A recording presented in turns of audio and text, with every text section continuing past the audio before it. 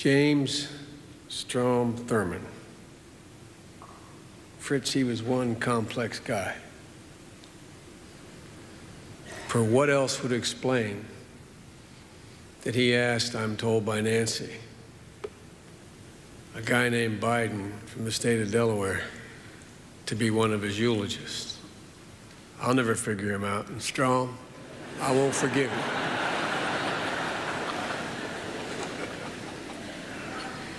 Lindsay, I always thought I was in control, but I knew down deep I wasn't. And I think this is his last laugh. For what else could explain a Northeast liberal's presence here as the only outsider speaking today, with the possible exception of Vice President Cheney?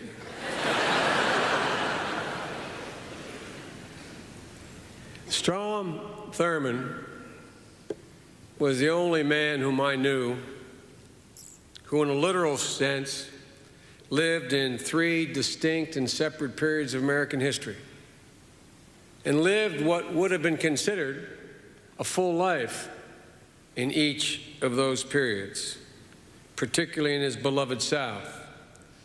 Born into an era of essentially unchallenged and unexamined mores of the South, reaching his full maturity in an era of fully challenged and critically examined bankrupt mores of his beloved South, and living out his final 3 decades in a South that had formally rejected its past on race. At each of these stages, in my observation, and I was only with him the last 3 decades, Strom represented exactly where he came from. There's an old hymn that includes these lyrics. Once to every man and nation comes the moment to decide, in the strife of truth with falsehood, for the good or evil side. Then it is the brave man chooses, while the coward stands aside. No one ever doubted Strom Thurmond's physical courage. You've heard much written about it. Not 15 years ago, I was reminded of this. I was coming across to vote in the Senate, going up the escalator, and a fella who apparently had held a long-time grudge against Senator Thurmond, a tourist, literally interposed himself between me and Strom and said, and Thad may remember this, and said, if you weren't so old, I would knock you, and Reverend, I will not say what he said, I will knock you down. And I immediately stood between them. And Strom literally took off his coat and said, hold my coat, Joe. Swear to God. And I looked at him and said, no, no, no, no, no, no. And with that, he went down and did 25 push-ups. He had to be 88, 87. He stood up and looked at me and said, if you weren't so young, I'd knock you down.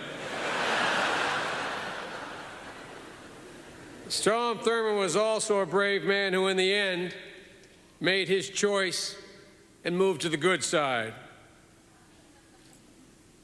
I disagreed deeply with Strom on the issue of civil rights and on many other issues, but I watched him change.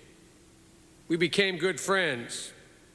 I'm not sure exactly why or how it happened, Nancy, but you know we did. And Fritz could never figure it out, either could I. Fritz is my very closest friend in the Senate. But I do know that friendship and death are great equalizers, where our differences become irrelevant, and the only thing that is left is what's in our heart.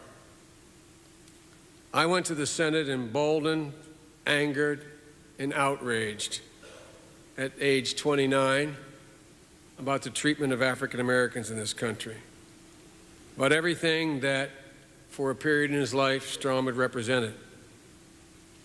But then I met the man. Our differences were profound, but I came to understand that, as Archibald MacLeish wrote, it is not in the world of ideas that life is lived, life is lived for better or worse in life. Strom and I shared a life in the Senate for over 30 years. We shared a good life there, and it made a difference. I grew to know him. I looked into his heart, and I saw a man, the whole man. I tried to understand him. I learned from him, and I watched him change, oh so subtly. Like all of us, Strom was a product of his time, but he understood people. He cared for them. He truly wanted to help. He knew how to read people, how to move them, how to get things done. Never forget, we went down to see President Reagan. He and I had the Thurman-Biden crime bill. And we sat in a room with President Reagan and with Ed Meese, Jim Baker, and William Friend Smith, the Attorney General. And Strom started to try to convince the president to sign on to our bill. And he turned to me, he said, "Joe, explain it to him." So I did my little bit, and it looked like the president was coming along, and I swear the Lord in the Lord's house is true story. And with that, as Ed Meese, Mr. Vice President, thought the president might be convinced, Ed Meese stood up and said, "Mr. President, time to go. Time to go." And with that, the president very dutifully looked, not dutifully, but very respectfully looked over and said, "Well, Strom," we were sitting next to him either side, "I have to go." And he had his hands on the table. The president went to get up like this, and Strom grabbed his arm and pulled him back down his seat. I never saw anybody do that to a president. And the president, true story, the president looked very sternly at Strom. And Strom said with his hand still on his arm, he said, "Mr. President, y'all get to be my age, you'll understand, you got to compromise." And the president then was about 85 years old.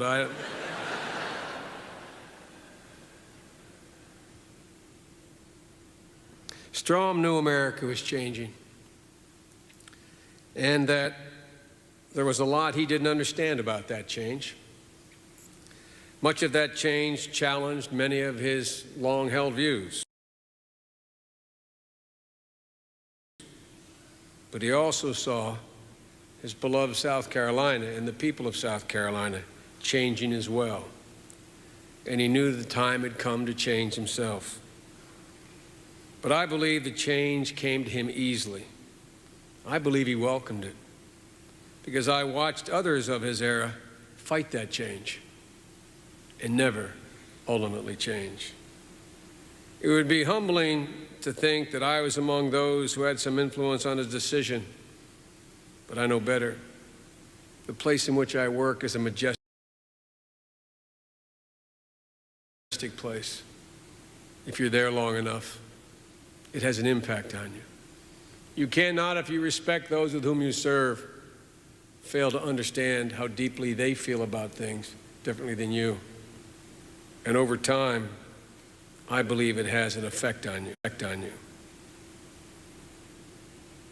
This is a man who in 1947, the New York Times ran a lead editorial saying, "Strom Thurmond, Hope of the South," and talked about how he had set up reading programs, get better books for separate but equal schools. This is a man who was opposed to the poll tax. This is a man who I watched vote for the extension of the Voting Rights Act. This is a man who I watched vote for the Martin Luther King holiday. And it's really easy to say today that that was pure political expediency. But I choose to believe otherwise. I choose to believe that Strom Thurmond was doing what few do once they pass the age of 50. He was continuing to grow, continuing to change. His offices were next door to mine in the Russell Building, or more appropriately, mine were next to his. And over the years, I remember seeing a lot change, including the number of African Americans on his staff and African Americans who sought his help. For the man who will see, time heals, time changes, and time leads him to truth.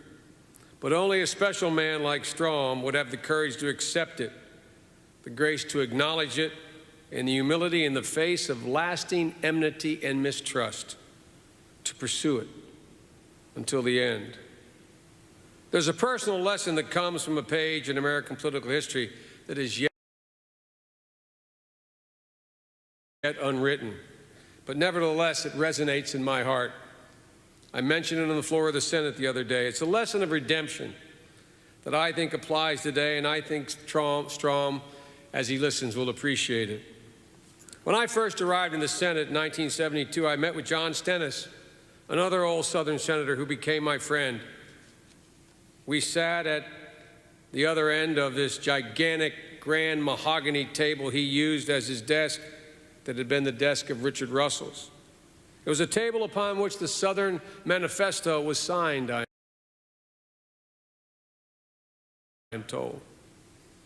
The year was 1972. Senator Stennis patted the leather chair next to him when I walked in to pay my respects as a new young senator, which was the order of the day. And he said, sit down here, son. And those who served with him know he always talked like this. And he looked at me and he said, son, what made you run for the Senate? And like a darn fool, I told him the exact truth before I could think of it. I said, civil rights, sir. And as soon as I did, I could feel the beads of perspiration pop out of my head and get that funny feeling. He looked at me and said, good, good, good. And that was the end of the conversation. Well, 18 years later, after us having shared a hospital suite for 3 months at Walter Reed, and after him having tried to help me in another pursuit I had, we had become friends. I saw him sitting behind that same table 18 years later, only this time in a wheelchair. His leg had been amputated because of cancer, and I was going to look at offices because in my seniority, his office was available as he was leaving. I went in and sat down, and he looked at me as if it were yesterday, and he said, sit down, Joe, sit down, and tapped that chair. And he said something that startled me. He said, remember the first time you came to see me, Joe? And I shook my head. I didn't remember. And he leaned forward and he recited the story. I said to him, I was a pretty smart young fellow, wasn't I, Mr. Chairman? He said, Joe, I wanted to tell you something then that I'm going to tell you now. Y'all going to take my office, aren't you? And I said, yes, sir, Mr. Chairman. And he ran his hand back and forth across that mahogany table in a loving way. And he said, you see this table, Joe? This is the God's truth. He said, you see this table? And I said, yes, sir, Mr. Chairman. He said, this table is the flagship of the Confederacy from 1954 to 1968. He said, we sat here, most of us from the Deep South, the old Confederacy, and we planned the demise of the Civil Rights Movement. And he looked at me and said, and now it's time. It's time that this table go from the possession of a man against civil rights to a man who is for civil rights. And I was stunned. And he said one more thing, Joe. He said the civil rights movement did more to free the white man than the black man.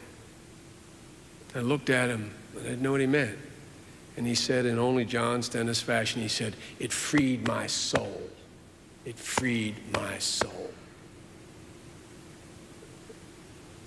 Strom Thurmond's soul is free today.